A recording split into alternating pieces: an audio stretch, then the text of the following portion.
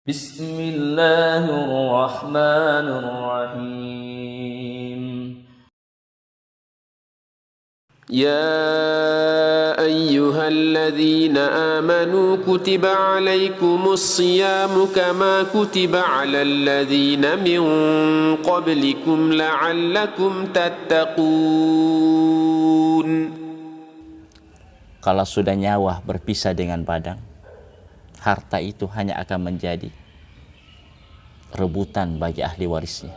Harta itu bukan lagi miliknya, walaupun dia yang mendapatkan harta itu akan jatuh kepada ahli warisnya. Dan yang bertanggung jawab dengan harta itu adalah dia. Kenapa? Dia yang mendapatkan. Karena di akhirat nanti tentang harta itu ada dua pertanyaan. Dari mana kau dapat? Yang kedua adalah kemana kita infakkan harta tersebut. Bismillahirrahmanirrahim. Assalamualaikum warahmatullahi wabarakatuh. Alhamdulillah. Alhamdulillahirabbil alamin. Wassalatu wassalamu ala Rasulillah wa ala alihi wa ashabihi ajma'in. Amma ba'd.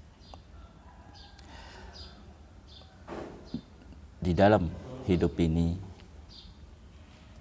ada dua tipe manusia yang menanggapi tentang harta.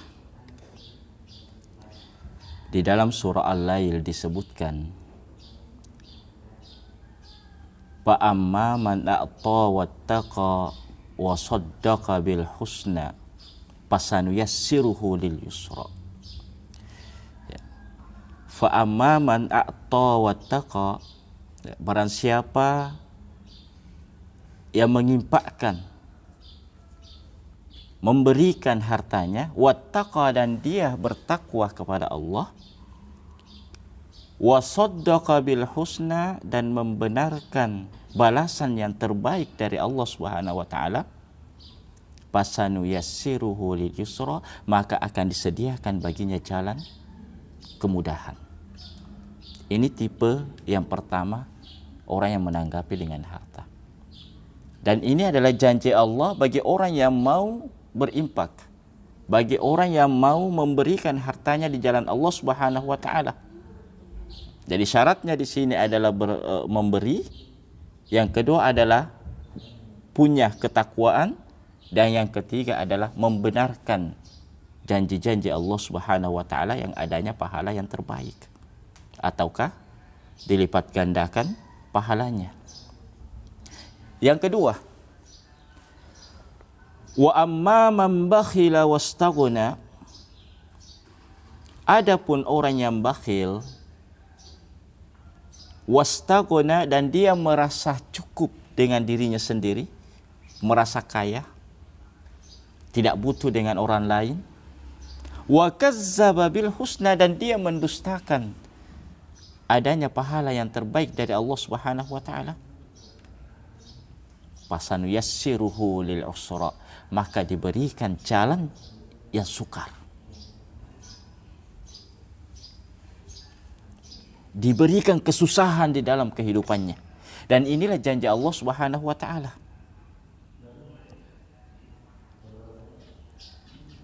Jadi dia merasa dirinya paling hebat, tidak butuh orang lain. Tidak butuh orang lain, merasa cukup dengan apa yang dia dapatkan. Merasa paling pintar, merasa paling kaya,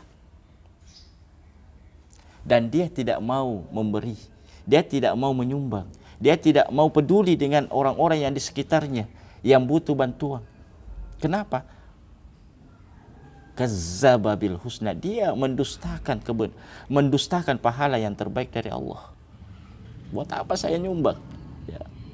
Buat apa saya mengeluarkan harta saya, ngurang-ngurangi harta saya? Ya. Nggak ada untungnya bagi saya.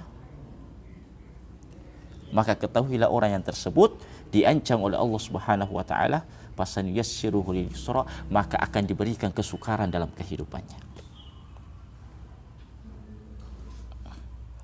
Jadi inilah dua tipe orang yang menanggapi dengan harta tersebut. Bagi kita yang memiliki kelebihan harta, maka perlu kita memberi, saling berbagi kepada sesama. Dan harus yakin kepada Allah Subhanahu wa taala dengan janji-janjinya. Di dalam ayat-ayat yang lain begitu banyak janji Allah Subhanahu wa taala.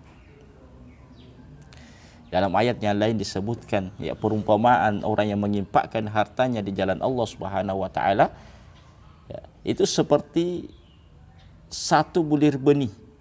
Yang mana benih itu bila ditanam maka menumbuhkan 10 tangkai dan 10 tangkai itu membuahkan 10 kebaikan. Jadi bisa dipahami di sini bahwa satu kebaikan yang kita berikan, satu uang yang kita, 1 rupiah yang kita infakkan di jalan Allah Subhanahu wa taala, maka akan dilipat gandakan oleh Allah Subhanahu wa taala menjadi 700 kebaikan. Luar biasa. Dan ini adalah matematika langit. Dan ini adalah janji Allah Subhanahu wa taala. Sebagai seorang yang beriman harus percaya dan yakin dengan apa yang Allah berikan di dalam Al-Quran tersebut. Begitupun kebalikannya. Ya.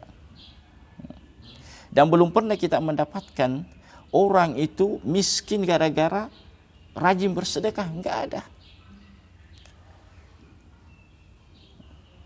Yang ada adalah semakin rajin bersedekah, maka semakin banyak kembali kepada dirinya sendiri. Semakin rajin bersedekah, maka semakin Allah mudahkan rezekinya, mudahkan kehidupannya. Dan itulah yang harus kita ikuti. Dan hanya bisa dirasakan bagi orang-orang yang mau menginfakkan hartanya. Jemaah yang dimuliakan Allah Subhanahu wa taala, di sambungan ayat tersebut Allah Subhanahu wa taala berfirman, "Wa ma yughni anhu maluhu idza taradda."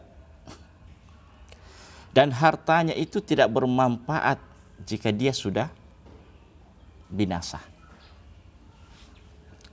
Kalau sudah nyawa berpisah dengan badan, harta itu hanya akan menjadi rebutan bagi ahli warisnya.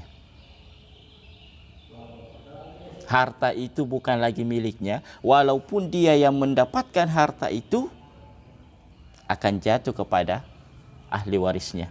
Dan yang bertanggung jawab dengan harta itu adalah dia. Kenapa? Dia yang mendapatkan. Karena di akhirat nanti tentang harta kita itu ada 2 pertanyaan. Dari mana kau dapat? Yang kedua adalah kemana kita infakkan harta tersebut.